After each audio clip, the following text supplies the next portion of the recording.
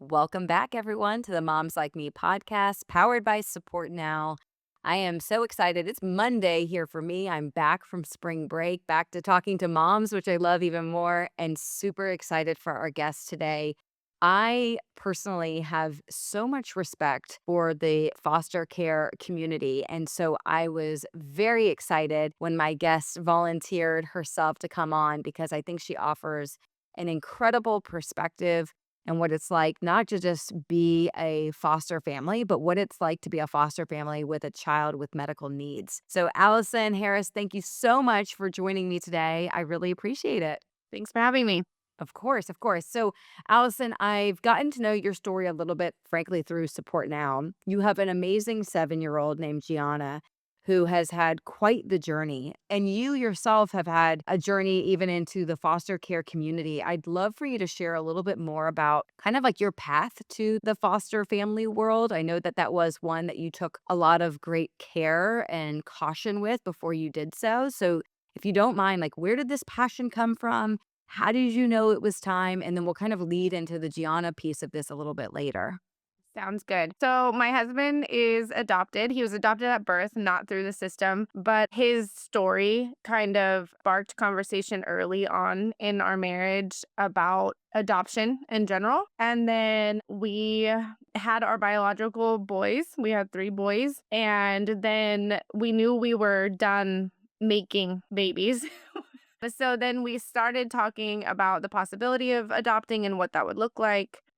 We had friends that did international adoption. We had friends that had adopted through foster care, and we also had friends that did private. We kind of were just like we did get the experience of having our own newborns, and I feel like that was kind of sacred for those that didn't aren't able to experience that for themselves. So adopting from infancy just seemed like there were a lot of people that were struggling with infertility that would really Mm. love to go that route and experience the whole thing from birth and on. We decided that was out for us. When we looked into international, that seemed like a big feat, especially with three kids at home because you have to do a lot of traveling and it's kind of massive. And then also, we just really felt like in our hearts, like there's so many kids here in our community that need a safe space. So that's kind of where we started.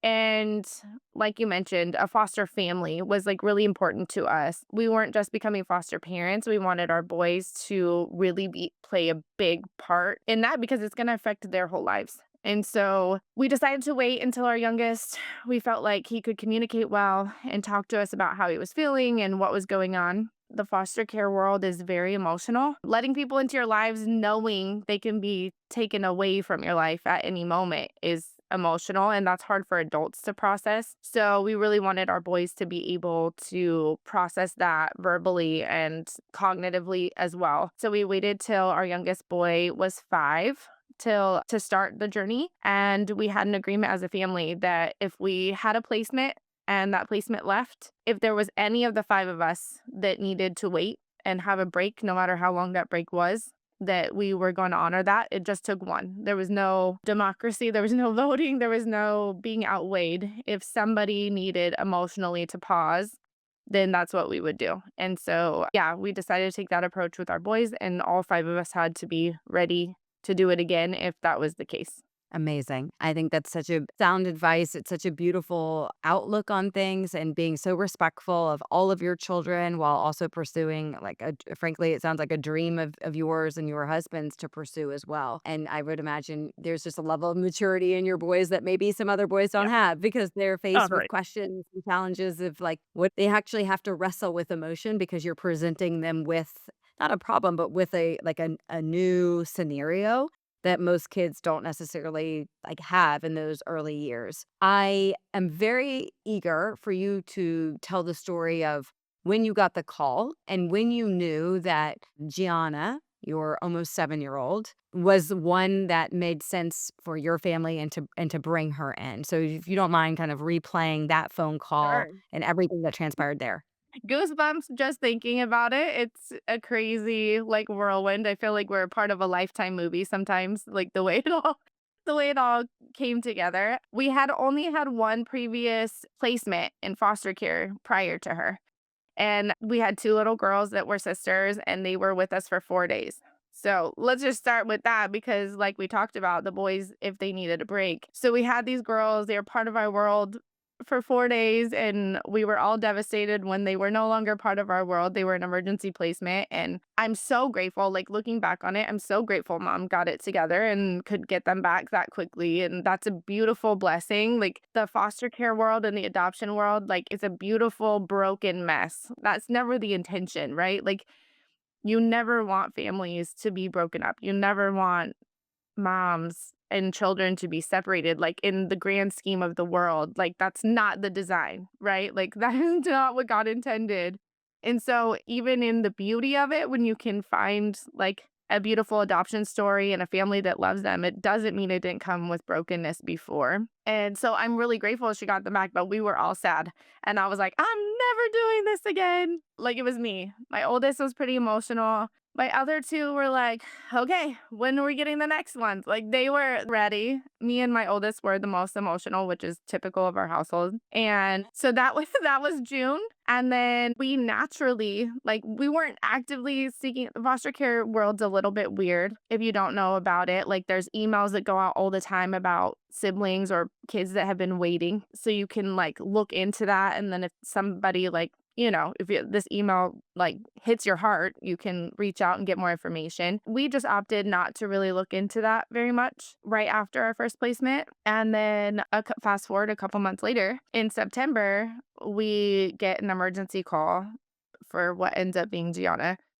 And I can't tell you, there's so many God moments in our story where, like, I can't tell you why. Like, looking back on it, this makes no sense. Like, I don't know why I reacted like this. I don't know why I was ready all of a sudden. I don't know anything about it. But all of my boys are in the car with me, and we're driving my second to soccer practice. And we get a phone call, and it's our social worker. And they said, there's a 4-month-old baby girl.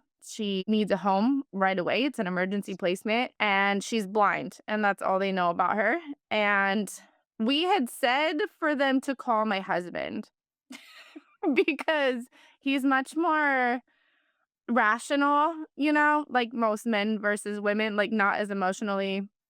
But at the same time, I don't know that he would have made a decision like immediately. So with these emergency placements, they call you, they ask. If you ask for more information, if you say, hold on, I need to call my husband, if you hesitate in any way, most likely that child's not coming to you because they are calling, like, they need placement for this kid like now. So she's being Right. discharged from the hospital. So they need somebody that's ready to go.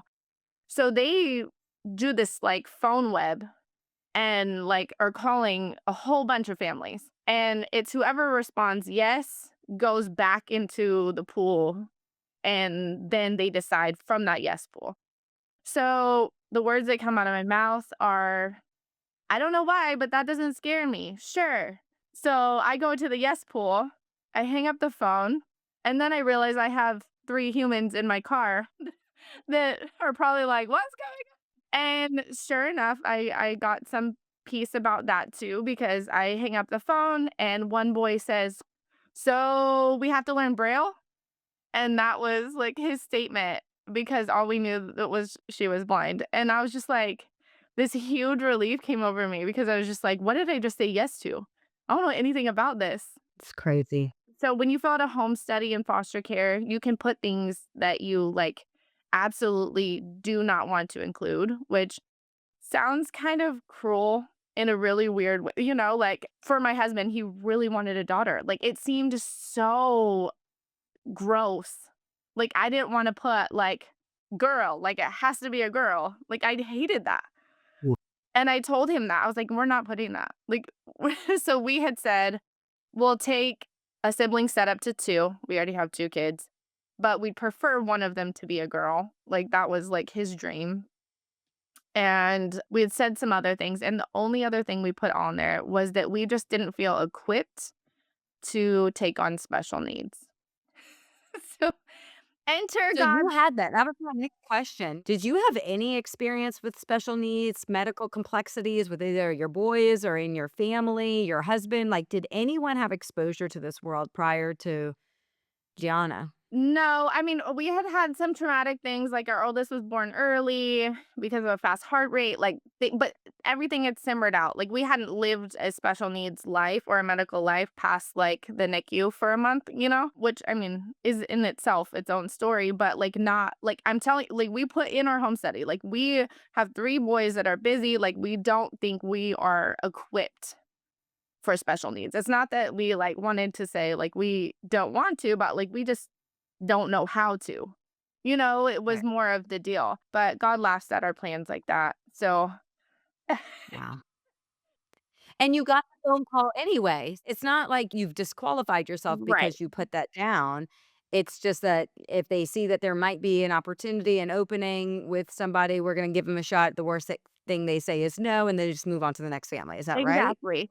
Yeah, it's Okay. exactly like that, and then in foster care too, different people handle this differently. For my husband and I, it was not this way, but you can always, like, even after you have a placement, you can give, like, a 10-day notice, like, "Okay, like, this is not a good fit for our family, like, we think it's best for them to find another family." You can say you only want to foster and not foster to adopt, and so then if those kiddos end up going in an adoption avenue where their parents lose their rights, then sometimes they shift families to a family that is willing to take on forever. It's really complicated. My husband and I did not have that mindset at all, like, even from the get-go. We're very like, we've coached and we've done church stuff with kids. Like, everybody's kid is our kid. Like, that's just kind of how we run our lives. We both had prior experience with friends with kids. Like, when we met, I lived with a roommate with a kid. Like, we've just always been all encompassing like that. So for us, it was once we taken a kid, like, they're ours until the powers that be say that they are not.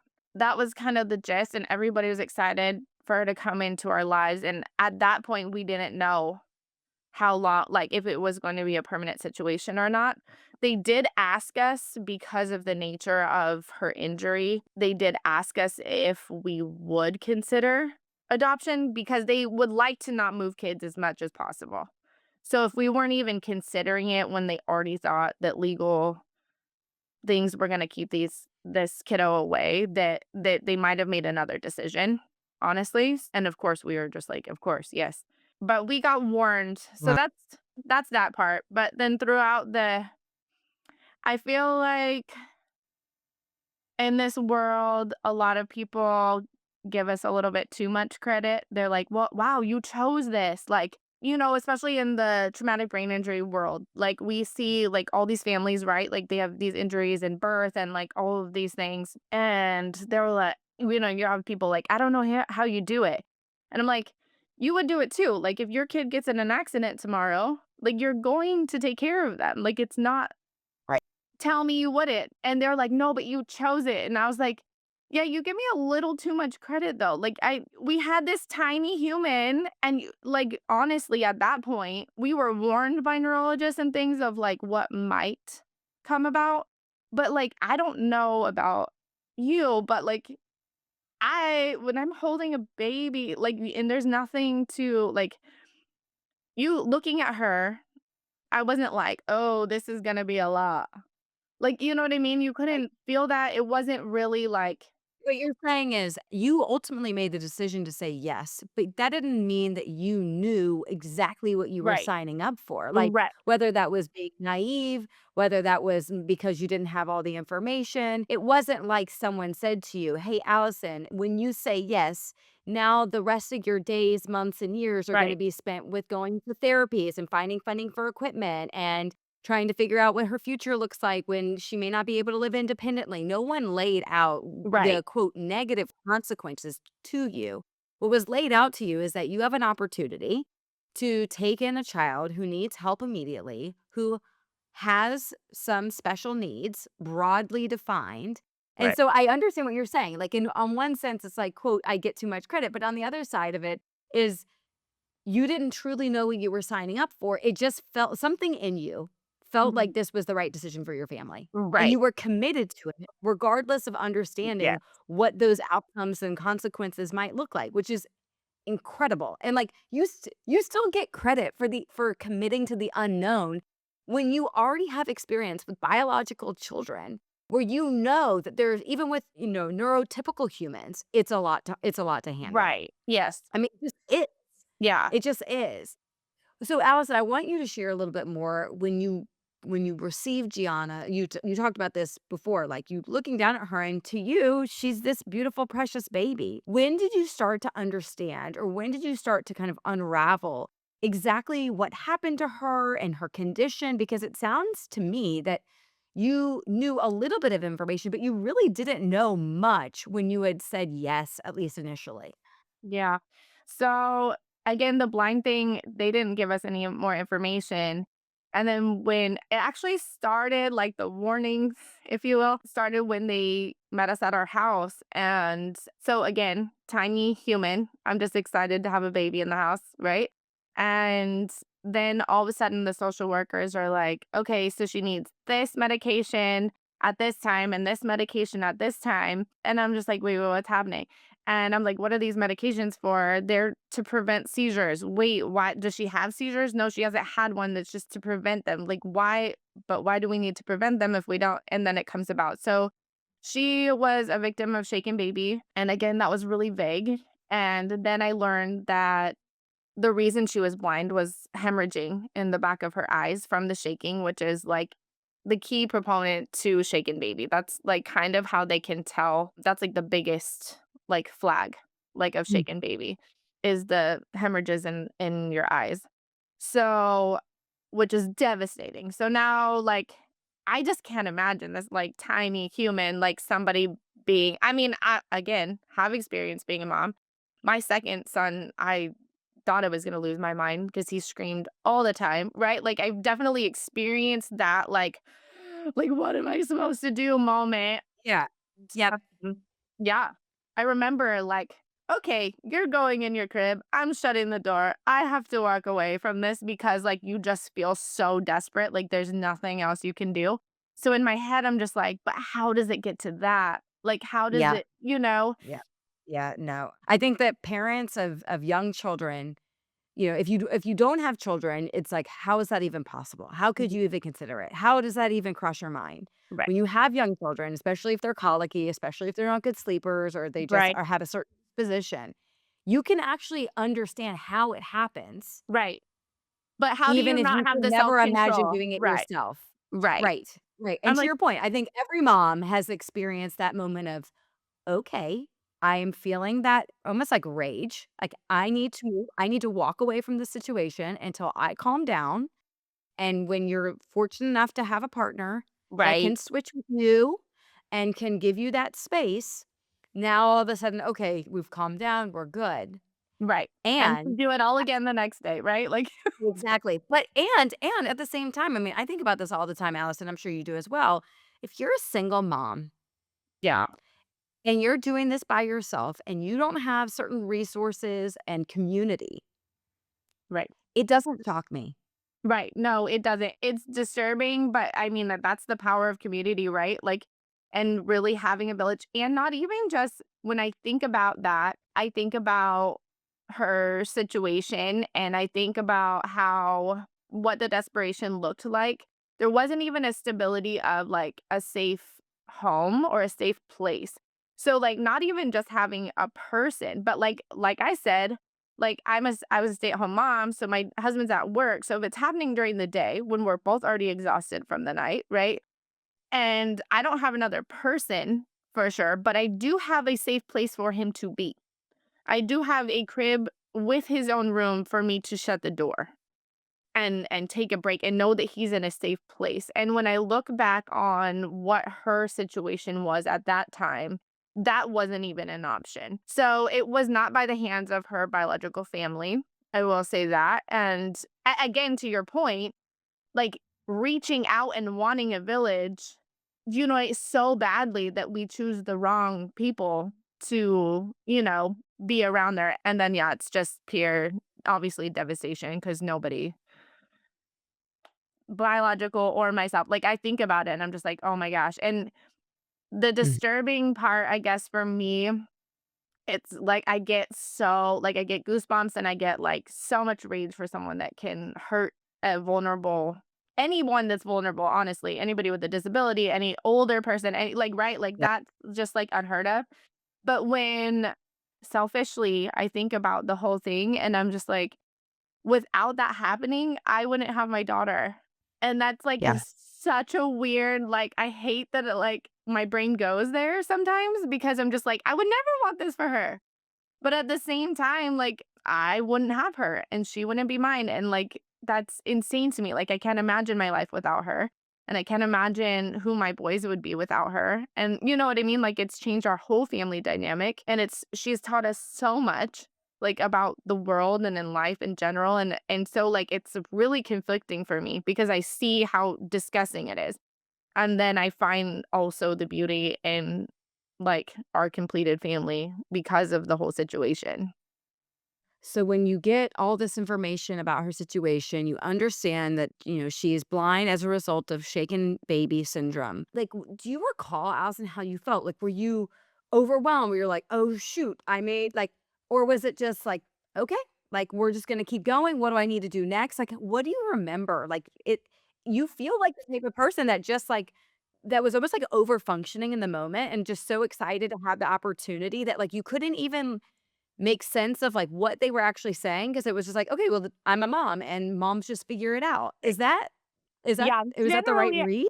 I generally yes, I think you hit it on the head. There were moments of being completely overwhelmed, but again, I think a lot of it was just foster care system in general. When you're a resource family, like there are so many things you have to get done, especially in the beginning. Like you have to go to Yeah, the doctor within 10 days. You have to do this and you have to do this and you have to do this. And so it's just like go go go go go, right? And right. I have 3 boys that are going at the same time, so you just go on hyperdrive and like what's my checklist? Like, what's my checklist? So then when we show up to neuro and I have this incredible neurologist that's like, he himself has a son with a brain injury. So, and he's an old geezer of a wonderful human. Like, he's experienced so many of like these incidents, unfortunately. Yeah. He literally is like, "Are you sure?" Like, he straight up asked me, first appointment, "Are you sure? I see on the chart you say that you're willing to adopt. Are you sure you want this?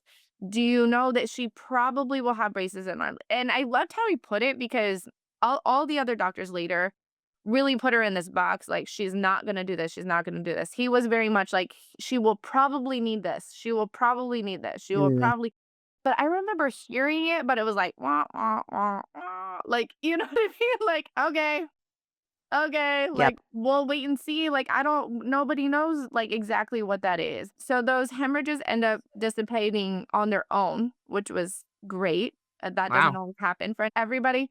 She's still legally blind, but it's a brain-eye connection issue.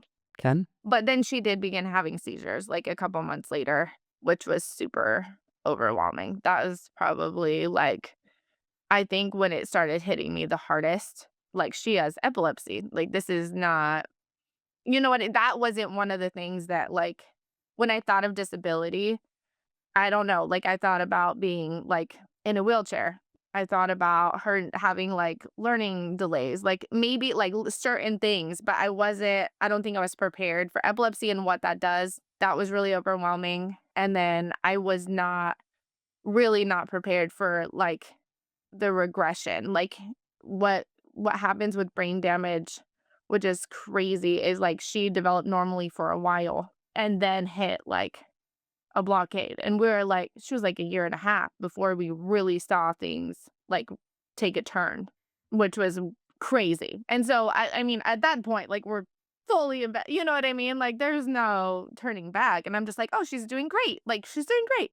We're holding our bottle, we're sitting up on our own, we're eating food," like, everyone asked, like, "Does she have a G-tube?" "Nope." "Does she have a G-tube?" "Nope." And I was like, "Nope." All prideful and, like, great about it, and then, yeah, like, a year and a half, like, we stopped holding our bottle, we stopped sitting up, we stopped Well, but it's almost like you took such a present approach. It's like, "I will deal with the here and now, Right. and until and unless something actually happens to her, I refuse to get overwhelmed with the what ifs." Yeah, I mean, Which is like yeah. you can, like, tell that you were a parent before, because I feel like that I feel like only parents that have kids can understand that, like, you rationally cannot not hold all of these potential outcomes with multiple children. Like, at some point, your brain just says, like, "We are going to survive based off of the information we have with each of our children," and that served you really well with her, Right. that it almost like it did not hit you until it actually became a problem, which is my guess is, like, how you maintained your sanity and your spirit, Mhm. because whether you knew it or not, your body and your brain told you, like, not to skip ahead, and it sounds like you like, again, I think a lot of outsiders looking in would be like, "That sounds crazy, that sounds terrible or terrifying," and you're like, "Yeah, but she's right here and she's great and I love her." Right. Right. Like, And I mean, again, like you said, like there's moments of complete like I'm losing it. You know what I mean? And I but overall, when I can tell this story, like that's not what I think about because most of the time it was just that. Which was insane because my personality is not that way. I'm like a super planner person. Like I was super like, okay, like I get super overwhelmed, like thinking about so since my boys were little, like anyone that would meet me, I'd be like, okay, I'm not raising little boys. I'm raising potential husbands and fathers. Like that's where my brain goes. And like so I'm always 90 steps ahead. And so I really feel like she was brought into our lives mostly to like get me to be more present and get me to be more like cuz I cannot plan. I do not know what this girl is going to do from one day to the next, much less in 5 years. that's really interesting. I've actually seen this theme on Instagram and TikTok about being, like, a type A person, but, like, a type B or type C mom.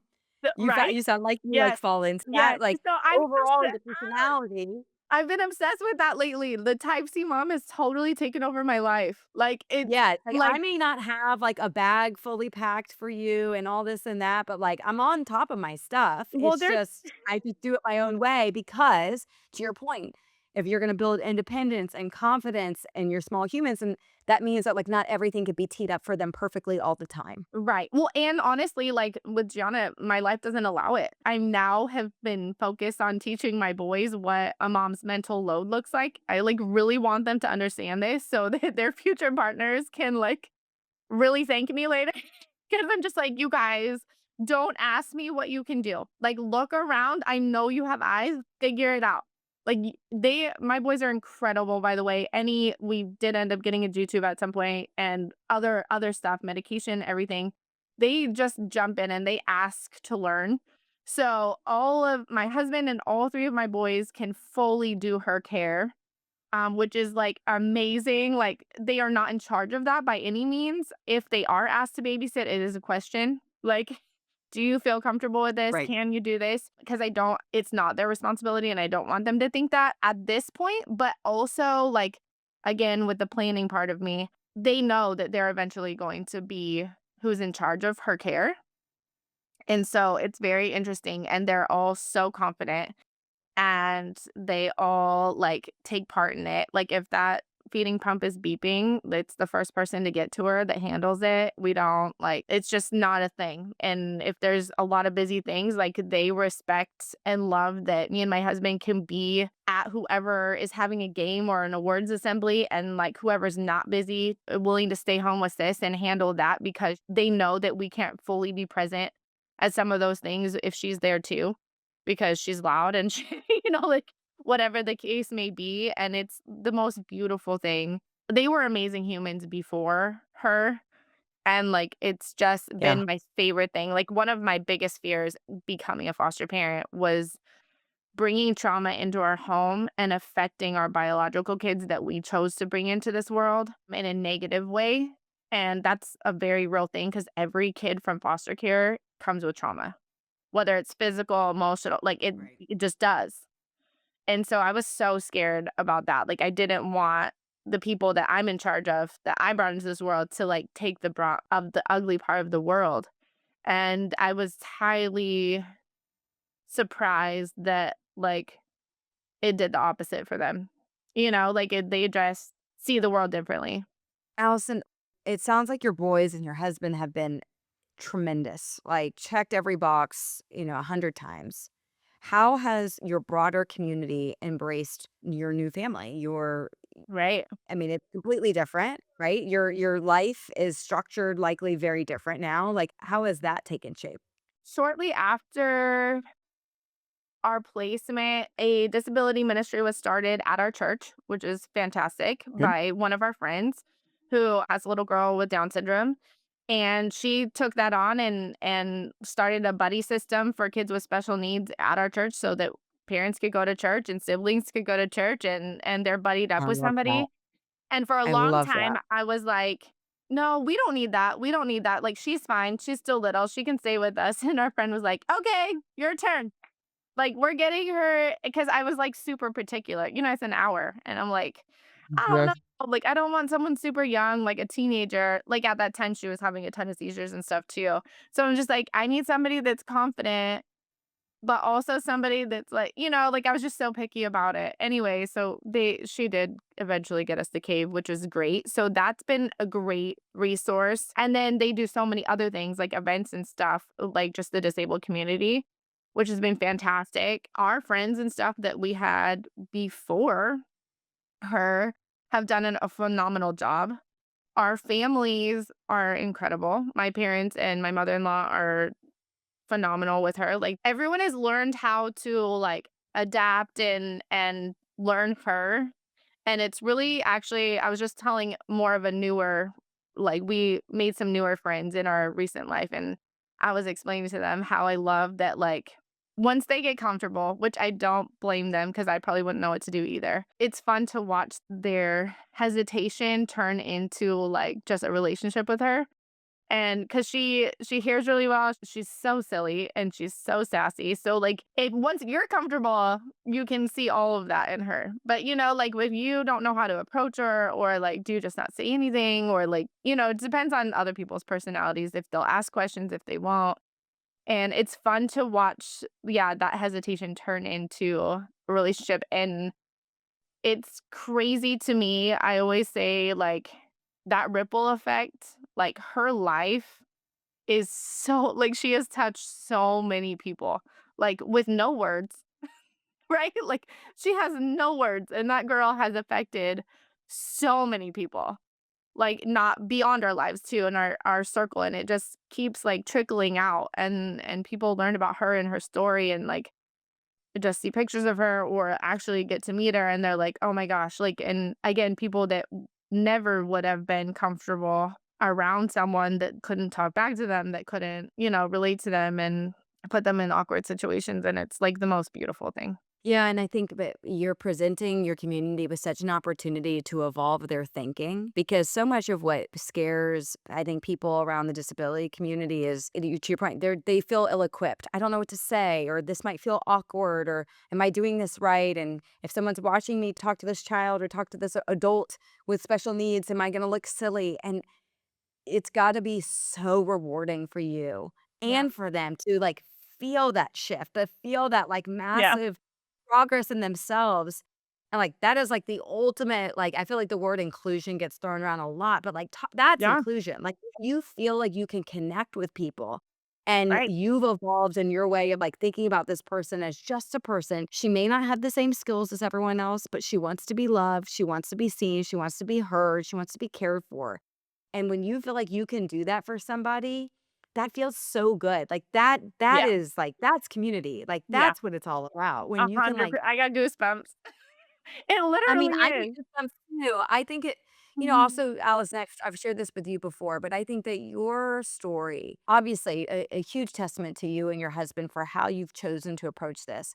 But you really had, to me, the foundation of what it takes to bring this on, and I think you knew it without knowing it, like, when you made that decision, like, you Yeah. knew you had the right humans in your life, whether they knew it or not, Right. to bring this very unknown into your life and just thinking and believing that it will work out for the best, not because she's suddenly healed, not because she's suddenly going to be verbal and typical and, functioning like as your boys will, God willing, but because, like, she's just meant to be a part of your family and you Right. have the love and the compassion and the energy to say, "She is who she is, and she's good enough, and she's right for our family." And, like, that's so wonderful. That's so beautiful. And I hope your community has taken, like, the time to really like see it in themselves. And you've talked about how you see it in them, but that feeling, that shift, that evolution is so empowering. Right. It's so fun to I'm, like, thinking back now that you're talking about it, and, like, obviously, we live this day to day, but, like, I just think about, like, one of our friends, she's not as confident, like, with lots of weird things that are out of the box, and she's the one that mostly was just, like, in the beginning, like, "I don't know how you're doing this." Like, "I don't know how you do this." Like, "I could never do this." Yep. And I'm like, "Yes, first of all, don't cut yourself short because if you needed to, you would." Like, most people are able to stretch themselves, like, for love or whatever that is, like, it's inside of you. But then, like, just watching how, like, they interact with each other now, like, because I get and a lot of that was it did come in the form of a baby, and a lot of our friends, they probably would have fallen off, honestly, had we gotten her today. Do you know what I Yeah. mean? But because it starts in a form of an infant, it develops slowly, and so you're not overwhelmed with all of these barriers that we call disabilities sometimes between, like, our neurotypical people and our friends with disabilities. Like, there are barriers in there, but when they come in one at a time, it's a lot easier to slowly accept that sometimes for people that aren't comfortable, and it's just so that's a blessing, but, like, it also, like, now, like, my whole family, like, it doesn't matter. We're part of the Just Say Hi club, you know? Like, don't make it weird. Just say hi. Like, whether they're gonna respond, whether they're gonna hear you or not, like, just say hi. Like, it's fine. If it develops more into a bigger conversation, that's fine too. I always tell everybody, like, I was this way as a mom too. I'm a answer the question kind of girl. Like, her story is her story, and none of it needs to be shameful, is what it is.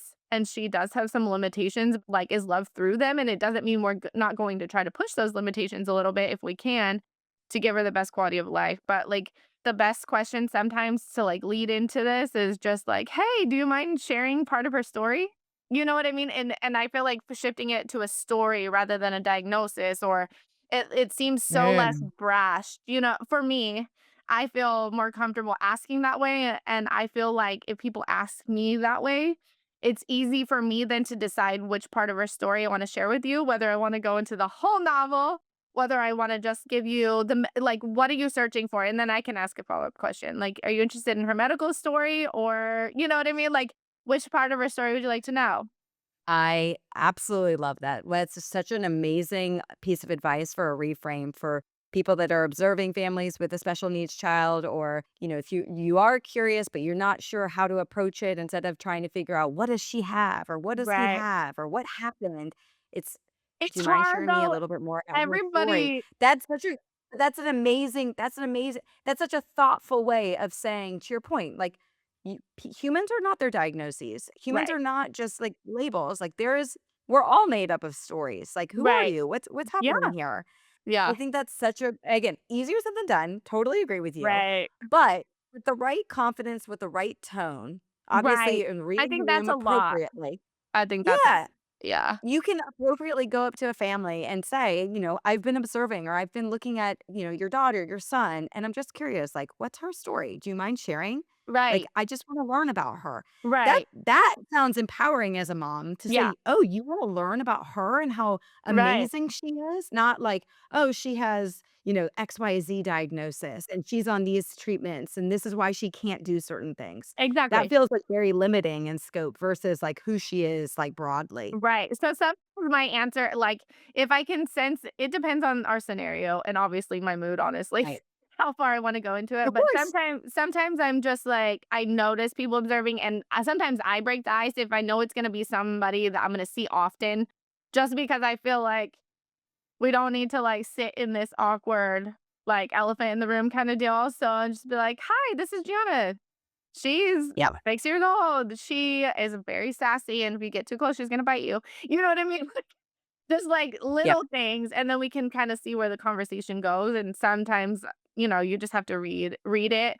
we are not a super PC family when it comes to this. And I know some people get really offended by certain questions or certain, I've decided not to take that approach just because I feel like I remember what it was like prior to Gianna, like me not knowing my comfort level, not wanting to ignore that Yeah. human or that family, but also not knowing what to do.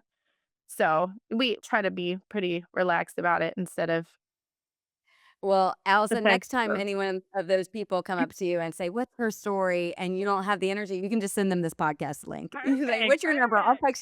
I'll text you this recording, and we'll just you can skip to the good part, put me on 2x speed, and I we'll go love from it. there."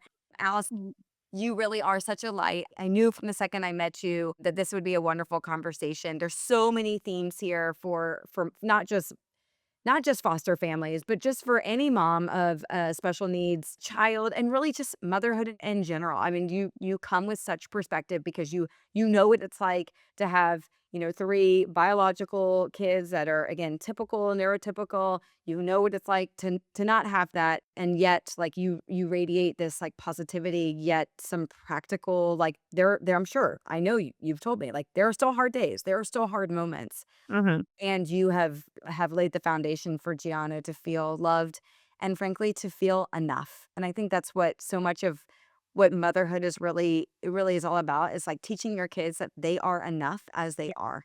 100%. As you are, like of course, like we always want the most and the best. And like Gianna is such a beautiful example of like, yeah, and she is perfect. Right. For anyone listening, we're going to link Gianna's registry in case anyone is interested in further supporting her journey. There are multiple ways of really empowering this family towards stem cell therapy, neuro exercise programs. Again, for families like Allison's, like, there's no shortage of opportunities to improve quality of life. So, with your permission, Allison, we'd love to share that with our viewers. And most importantly, I just want to say thank you. I have personally learned a great deal from you in both of our conversations and hope to have the opportunity to continue the conversation in days and weeks to come. Awesome. Thanks for having me, Jordan.